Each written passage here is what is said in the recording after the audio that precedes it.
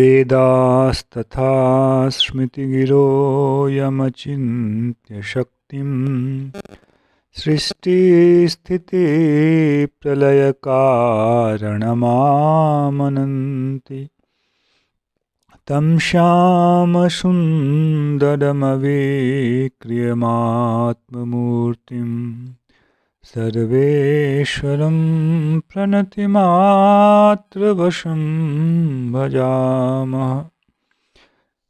अज्ञाननिरधिरुपैति यया विशोषं भक्तिः परापि भजते परिपोषमुच्चैः तत्त्वं परं स्फुरति दुर्गममप्यजस्रं साद्गुण्यभृत्स्वरचितां प्रणमामि गीताम्।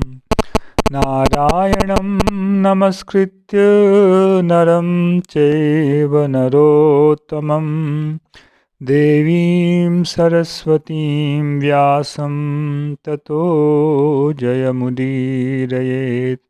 हरे कृष्ण कृष्ण कृष्ण हरे हरे, हरे राम राम राम हरे हरे। गीता मंजरी का यह 76वां अंक है।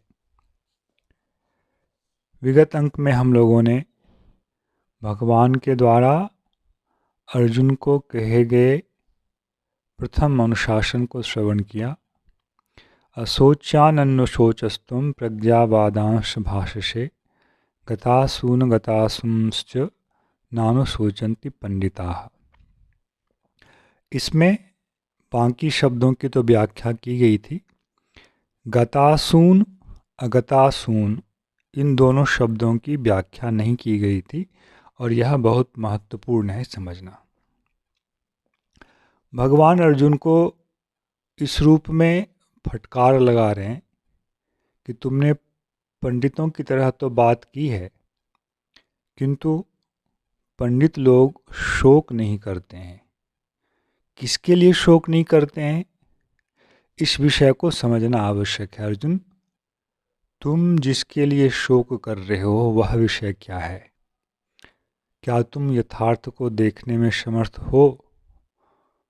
इसको लक्ष्य कर भगवान यहाँ दो शब्द कह रहे हैं, गतासून अगतासून। गत असु और अगत असु, इसको आप लोग इस रूप में समझें संस्कृत के व्याकरण से हटकर। अशु का मतलब होता है प्राण।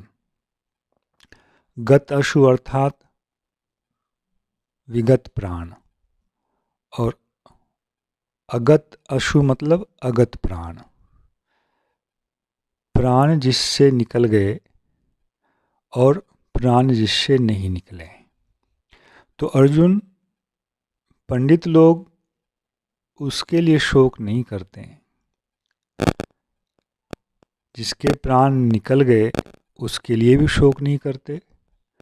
जिसके प्राण नहीं निकले हैं उसके लिए भी शोक नहीं करते। यह एक प्रकार का अर्थ दिखाई पड़ता है।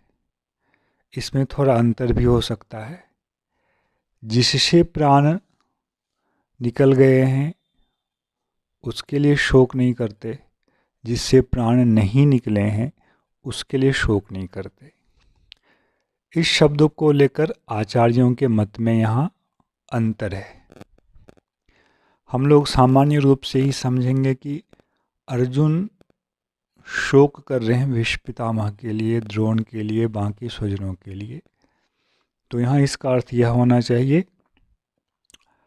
जिससे प्राण निकल गए, शरीर से प्राण निकल गए। जिससे प्राण नहीं निकले, शरीर से प्राण नहीं निकला, इसी को हम लोग जीना और मरना बोलते हैं। तो भगवान यह कह रहे हैं कि जिसके शरीर से प्राण निकल गया उसके लिए भी शोक नहीं करते। जिसके शरीर से प्राण नहीं निकला, वो जीवित है, उसके लिए भी शोक नहीं करते। यह एक प्रकार का अर्थ दिखाई पड़ रहा है। परंतु यह अर्थ बहुत उत्तम नहीं है और यहाँ आगे जिस विषय को भगवान कहने जा रहे हैं उससे संगति नहीं हो रही है। जीवित रहने वाले के पक्ष में तो शोक अर्जुन का हो नहीं रहा है। वो तो चाहते हैं जीवित रहे, भले दुख कष्ट के साथ भी रहे, किंतु हम लोग भी चाहते हैं व्यक्ति संसार में जीवित रहे। मरने की अपेक्षा जीवित रहना अच्छा है। किंतु इसका जो यहाँ दूसरा आंतरिक अर्थ है वह कुछ और है। देह को लक्ष्य कर भगवान यह विषय नहीं कह रहे हैं, क्योंकि आगे के श्लोकों में आने वाला जो प्रकरण है वह देह से नहीं आत्मा से संबंधित है। गत अशु गत प्राण, प्राण को जो धारण करता है उसे कहते हैं आत्मा।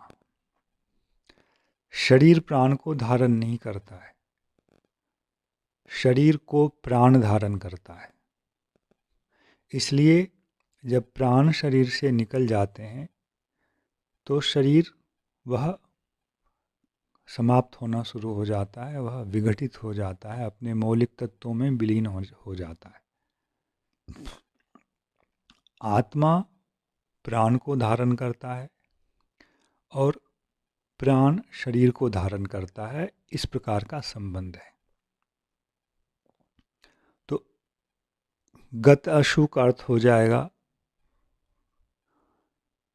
जिस आत्मा से प्राण निकल गए हैं, शरीर से नहीं।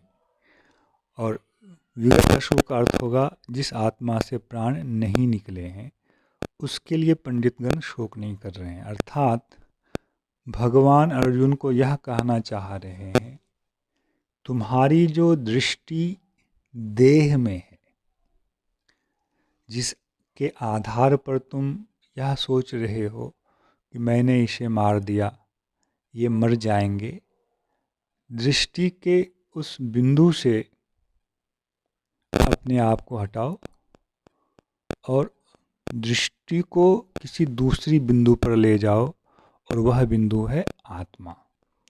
आत्मा को जब तुम देखोगे तो तुम्हारा शोक दूर हो जाएगा। शरीर को जब तक तुम देखते रहोगे तब तक तुम्हारा शोक दूर नहीं होगा।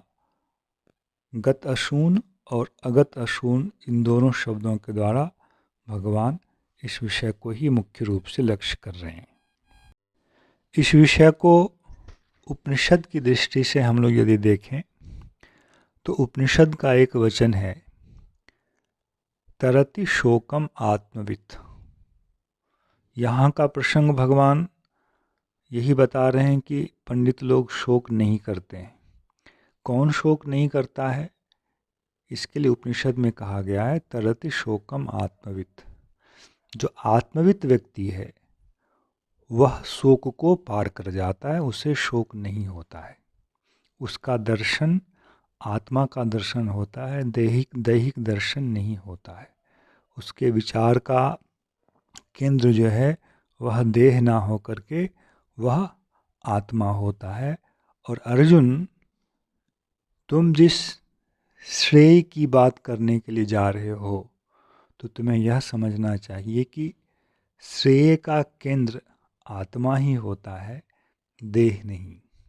जब तक किसी की दृष्टि देह में बनी रहेगी तब तक वह जो कुछ भी करेगा, धर्म के नाम पर भी जो कुछ करेगा, इसके द्वारा उसे श्रेय की प्राप्ति नहीं हो सकती है, उसे प्रेय की प्राप्ति होगी। इसलिए अपने दर्शन का विषय जो है वह देह से हटाकर उसे आत्मा को बनाओ। आत्मा ही मुख्य दर्शन का विषय है। इस विषय को भगवान गतासून अगतासूंश्च इन दो शब्दों के द्वारा कहना चाह रहे हैं। पंडित शब्द का प्रयोग गीता में अनेक स्थल पर हुआ है, जिसमें से एक स्थल सब लोग प्रायः जानते हैं, आप लोगों ने भी सुना होगा। विद्या विनय संपन्ने ब्राह्मणे गविहस्तिनि शुनि चैव स्वपाके च पंडिता समदर्शिनः। यह 5वें अध्याय का 18वां श्लोक है। यहाँ भगवान यह कह रहे हैं, पंडित जो होते हैं वे समदर्शी होते हैं। विद्या विनय से संपन्न ब्राह्मण, गाय, हाथी, कुत्ता, चंडाल, जो कोई भी हो, इनके प्रति पंडित व्यक्ति समदर्शी होते हैं। तो स्वाभाविक है, देह के प्रति समदर्शी होना संभव नहीं है, क्योंकि देह में विभिन्नता तो है ही। तो फिर समदर्शी का आधार क्या बनता है? समदर्शी होने का आधार बनता है इस देह को जो धारण करता है, जिसके लिए यह देह बना हुआ है, वह है आत्मा। और पंडित व्यक्ति की दृष्टि देह में ना होकर आत्मा में होती है, इसलिए इन सब के प्रति वे समदर्शी होते हैं। यदि देह के प्रति दृष्टि होगी, विचार का केंद्र देह रहेगा, तो समदर्शिता संभव नहीं है। इसलिए इस श्लोक में भी पंडित शब्द के द्वारा भगवान ऐसी ही स्थिति को लक्ष्य कर रहे हैं जहाँ जाकर शोक नहीं होता है। यदि दृष्टि में विषमता रहेगी, देह हमारी दृष्टि का प्रधान केंद्र बना रहेगा, तो हम विषम दृष्टि वाले होंगे, और विषम दृष्टि वाले होने से शोक से हमारा कभी छुटकारा नहीं हो सकता है। जय श्री कृष्ण। हरे कृष्ण कृष्ण कृष्ण हरे हरे, हरे राम राम राम हरे हरे।